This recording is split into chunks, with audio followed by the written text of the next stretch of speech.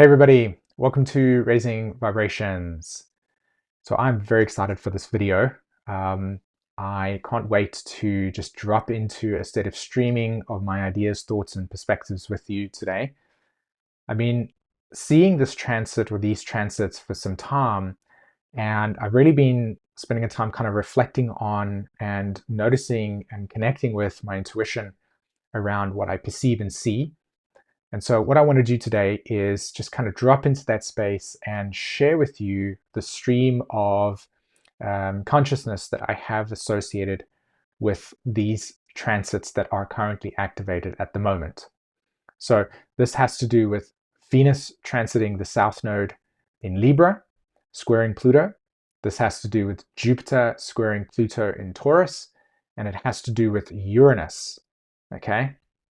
These three aspects that I will talk about, I'll show you the chart as well, to me are very, very significant. Like to the point where we don't even know that the impact of these transits is changing us forever.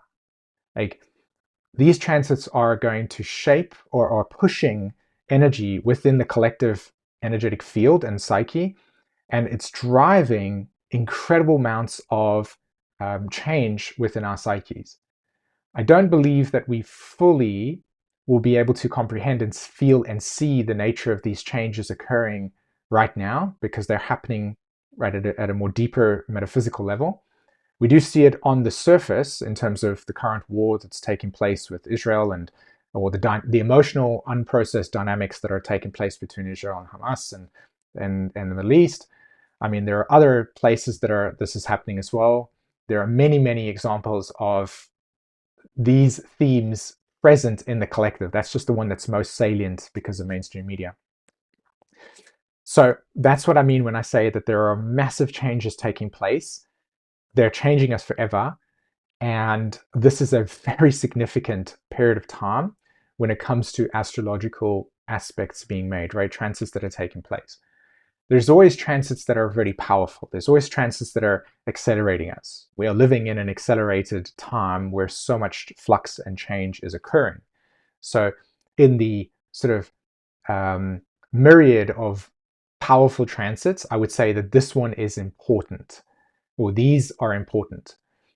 And it is also to say that these transits themselves have got smaller transits happening around them that contribute to these states of acceleration. So one of those is the Uranus-Mars opposition that I've been talking about as well. Okay, so enough of that kind of intro. I want to jump straight into this video with us.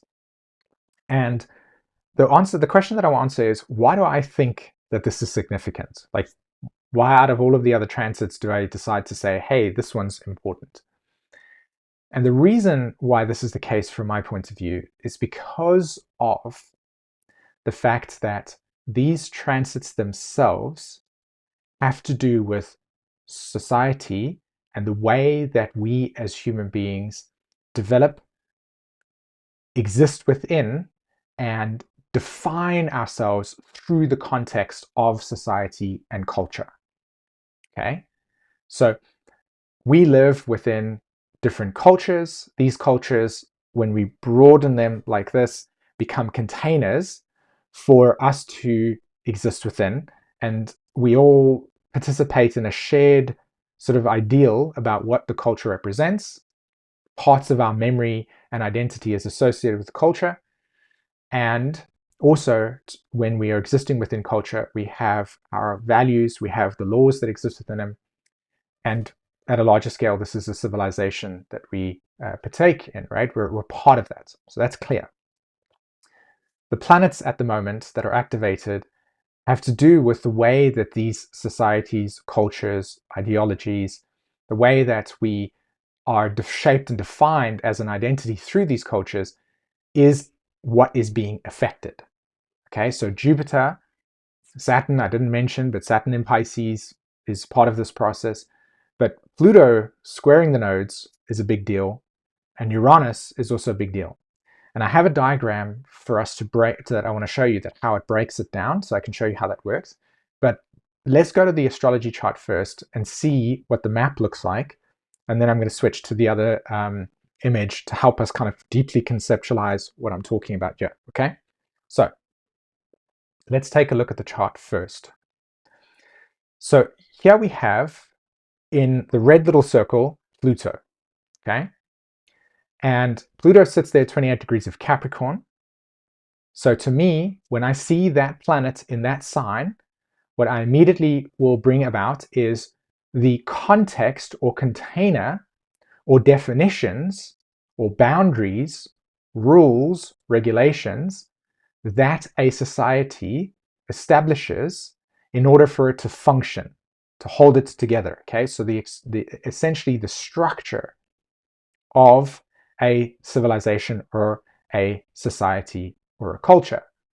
So in cultures and societies that exist within South America, as an example, compared to cultures and civilizations that exist, say, in China, you can easily notice the difference in some of the ways that, or traditions, right? The traditions, the ways that people live within those containers. Okay, so Capricorn, Pluto, 10th house energy over there, that red, has to do with the external structure.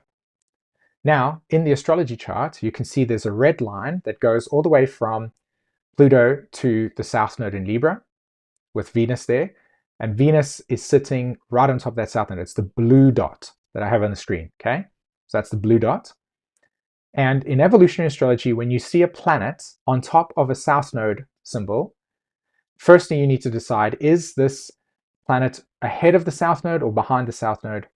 If it's behind, like in this case, what you see here is old evolutionary dynamics that are present, and then there is a need for those old evolutionary dynamics to be relived in order for us to understand what those dynamics were about so that we can move beyond them, okay? So if you've got a planet that's conjunct the south node, you will have one of these karmic situations where an environment, in this case, south node conjunct Libra, old dynamics are being relived in order for new choices to be birthed out of it, okay? So think of it as like a deep memory field of experiences that feel like deja vu, and then when you re-experience them, you're like, huh, maybe I should act this way in this scenario instead of that way, right? Another example of how you can connect to that is, let's say you're in a relationship, like in this situation, you're in a relationship, you come out of that relationship, let's say it ends, and you notice there was a certain pattern that you wanted to heal or fix or adjust or become conscious of. You go into a new relationship. In this new relationship, you see this old pattern emerge within you, but then in this way that this old pattern emerges, you decide consciously to make a new choice under the old circumstance. And in that new choice, a new evolutionary pattern begins to emerge. That's what that south node conjunct Venus represents. That's what's happening for us. And this is actually beautifully expressed both in the transition of power that is occurring in Argentina and the transition of dynamics that has taken place there in the Middle East with Hamas and Israel, okay?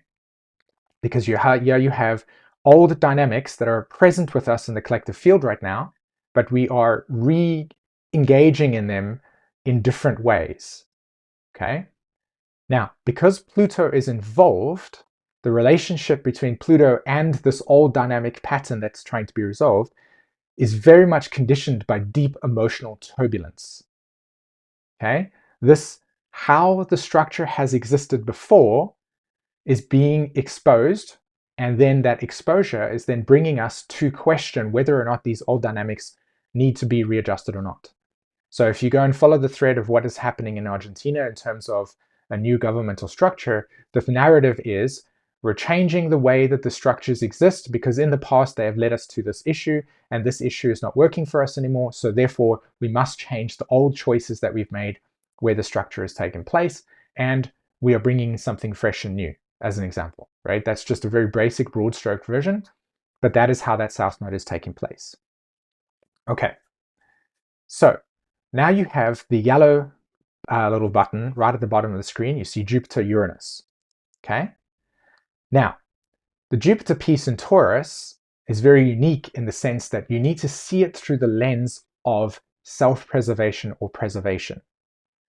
Meaning, Taurus as an archetype naturally functions in our psychology as, if I go out into into an environment and the environment says that this is not allowed, and I act in a way or behave in a way that transgresses that this is not allowed, there is a negative consequence that will come your way. So in order to then align with the current rule of don't do this, you may hide or disown or put aside a certain behaviorism in order to conform to that structure, because that act of conforming to that structure, or like configuring your personality, behaviorism, or instinct in alignment with that rule, increases your self-preservation or preservation success. You see that? So Taurus speaks to the way that we psychologically and emotionally pick up on cues, messages, definitions within cultural contexts. And then if we are in contradiction to that, then we will have that choice, right? Do I want to act and say, you know what, I don't care, and I'll just go in my own direction? Or do you then put that part of yourself aside and then act in a way that is in alignment with those core values of the society? But you might actually sacrifice or regress or hide away that act. And you might need to shame that piece or put it aside and say, nope, can't, this is not good, right? But what happens if the society or the structure of the society, its rules and regulations, says that this is not good, but you know it's good, and then you have a schism or a conflict, right? So if you're not going to survive, then you hide that away. So a perfect example is you're watching astrology right now, yeah? You're watching Astrology Channel. Now, how many of you have at least one or two friends or people in your life that you went to and you said, I study astrology? And they went, that's bogus. It's not real. Stop being a dumbass, as an example, right?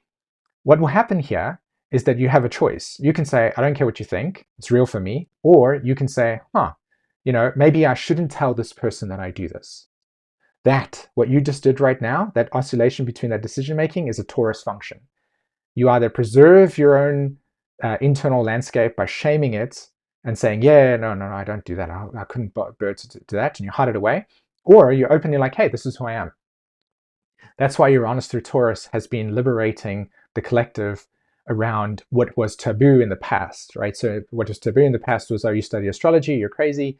Today, people are more accepting of astrology because there's a deeper need for meaning in their lives, as an example. So Uranus has liberated these unconscious kind of repressed patterns. So now, go back to what I said earlier about Pluto South Node reliving dynamics. What you see in the collective is an emergent energy of repressed patterns that have been shamed, put aside, said this is bad, this is bad, this is bad, and you're now seeing Jupiter and Uranus kind of say, I think we need to resolve these things. We need to resolve these things. They can't just lie dormantly within our psyche. They're unprocessed. And so what these two planets do is they bring it all to the surface, and emerge all to the surface. And then that possesses us, right? Our collective memory becomes possessed by this experience. And because we have technology in the way that we have it right now, it's really easy to not notice what the collective is currently processing right now, because there's just content wherever you go around it. Okay, so that's one way of seeing shared memory. This is where the Uranus piece comes in. Shared memory of us as a collective processing through these unprocessed things. That has a lot to do with what Pluto's been doing through Capricorn. And right now, what we're specifically seeing is all dynamics emerge into the surface. And what we're wrestling with is, well, where has the imbalance of these repressed patterns existed in the individuals and collective psyche, and how does this need to be resolved?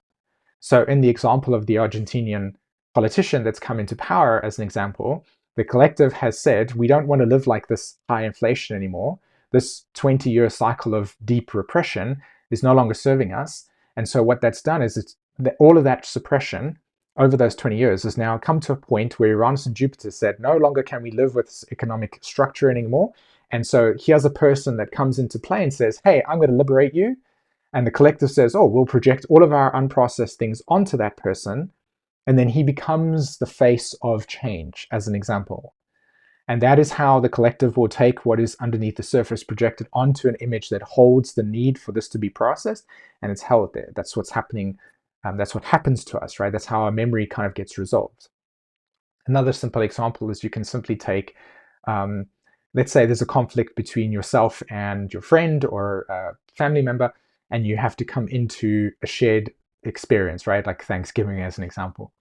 You'll notice that there's tension between you two, and that's because that's unresolved.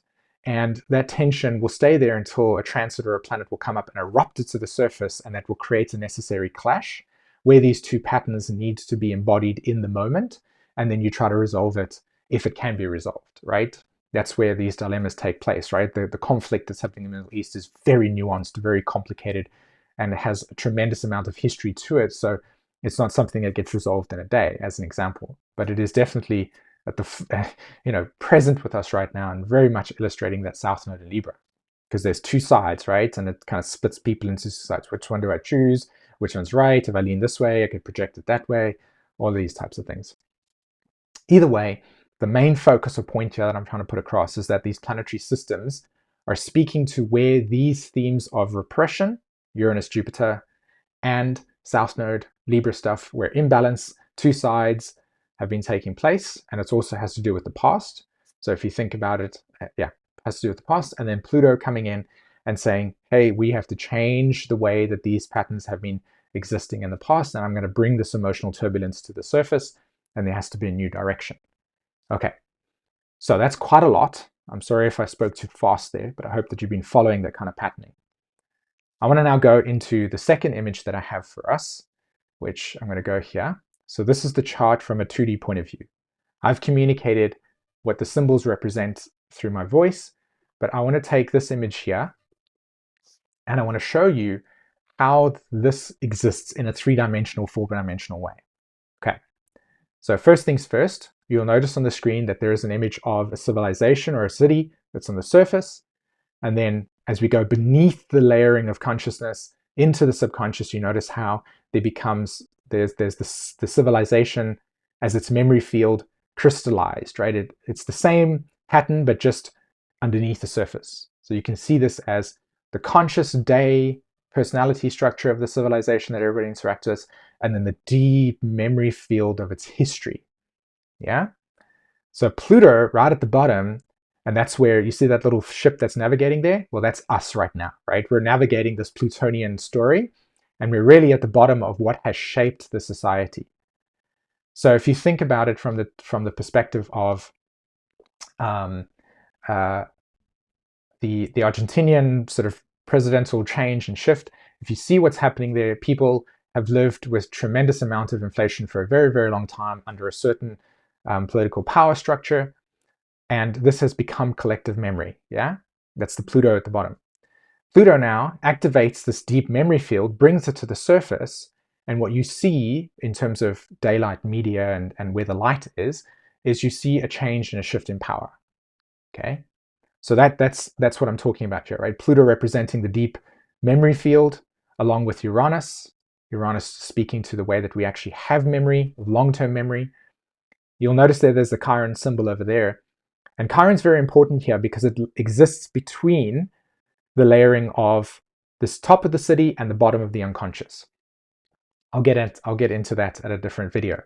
But for now, I want you to really notice how Jupiter, Saturn, and the Moon right sit at the top, and then you have these more deeper planets like Uranus, Pluto. Okay.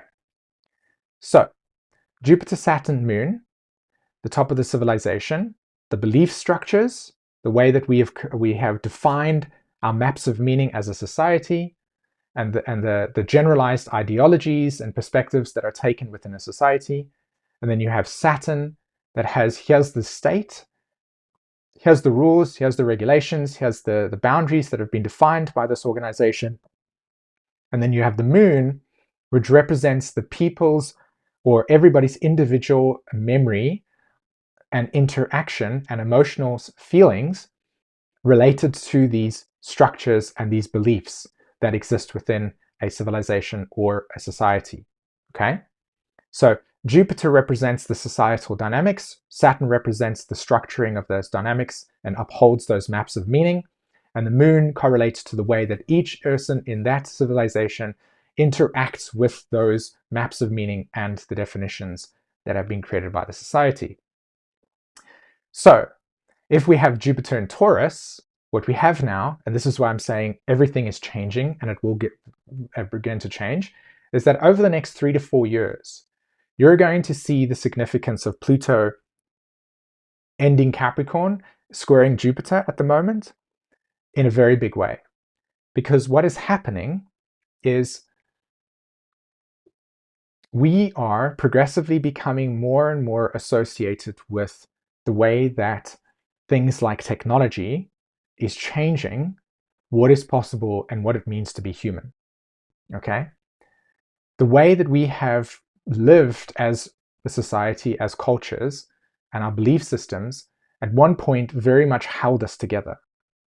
With Pluto squaring Jupiter, there's an underlying need to emerge to the surface all of the repressed behaviorisms and patterns that exist within our collective consciousness to the surface, and we're busy processing through the complexity of what it means to be part of a civilization or a society and its culture, and what those belief systems have defined as in the past.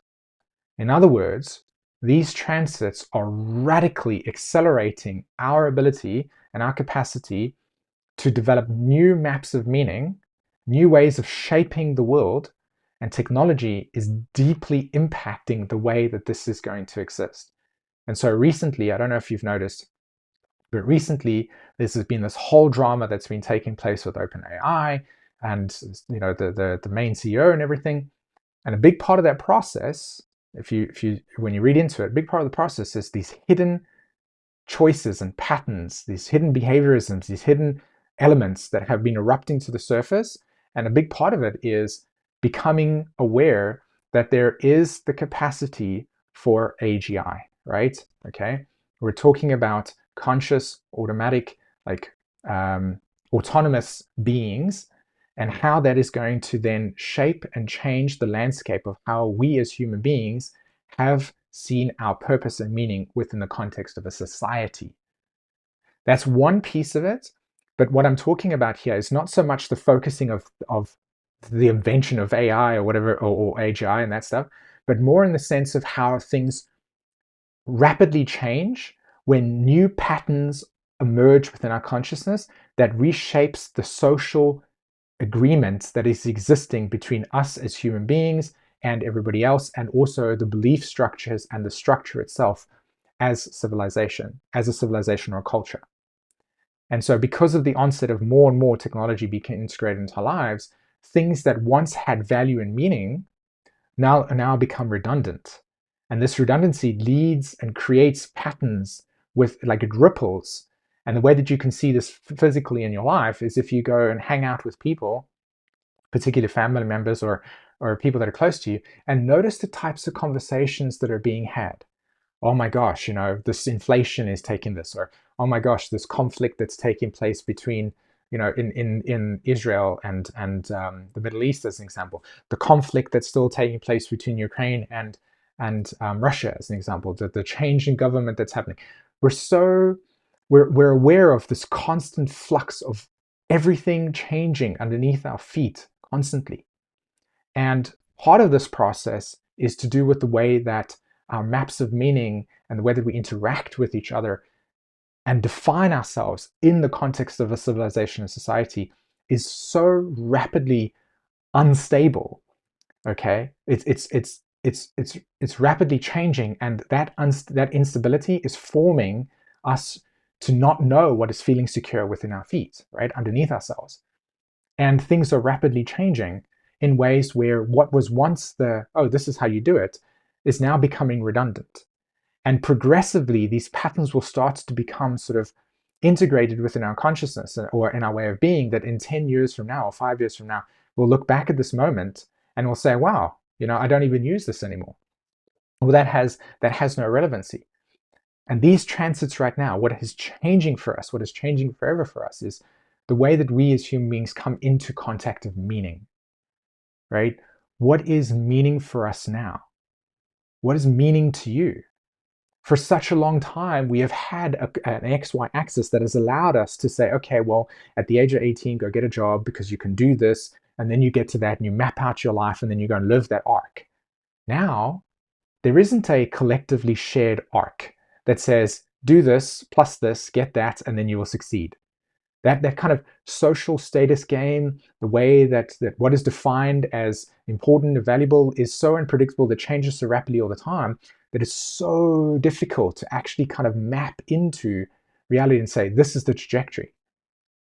And that is what's so incredibly intense about these transits right now, is just that so much of the map of meaning, the trajectory of orientation, and the XY axis of how we actually project ourselves into the future and say, this is where we're heading, or this is what it means to be human, is fragmented in ways where it's so difficult to actually try to make sense of things. And so this leads us with an absence of connection and deeply entrenched orientation towards what can be embodied, what can be defined as you, right? And that's what's so potent about this. The reshaping of things is occurring in such a way that the core sense of humanity and meaning is not displaced in some way, but it's become it's reached the end of the cycle. And so again, as I said, what has meant meaning for us is now faded. And this is also a big part of what Saturn in Pisces is about, right? How do we kind of define ourselves in this new space? And that's where, at the same time, there's incredibly potent and emergent patterns of energy that are kind of bubbling up, and we're kind of embodying it. But at the same time, because it's so fresh and new, there isn't anything that feels grounded or anchored into. Even things like Microsoft and companies that have been around for a long time are going through such changes that they need to adapt.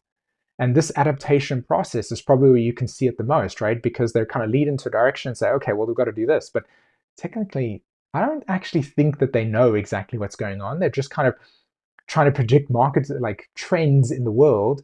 I'm just using Microsoft as an example because it's one of the things that I recently saw. So again, this is very abstract to you, but in my sense, what I'm saying is that here's a company that's been around for a very long time that has incredible amount of investment in it needing to stay the same, or like exist as an entity moving forward. So it's more affected by the unpredictability of things rapidly changing, or the structure of meaning changing, because at some point people can say, well, there's no relevancy for you anymore because the world exists in a different frame. And that's the purpose of this course, that we are in this space where meaning and maps of meaning have become obsolete. They no longer have the relevancy anymore. Lots of people are trying to make sense of what it is that it means to be human. And then there are emergent patterns of, let's just grab onto anything because it feels, I need something at least.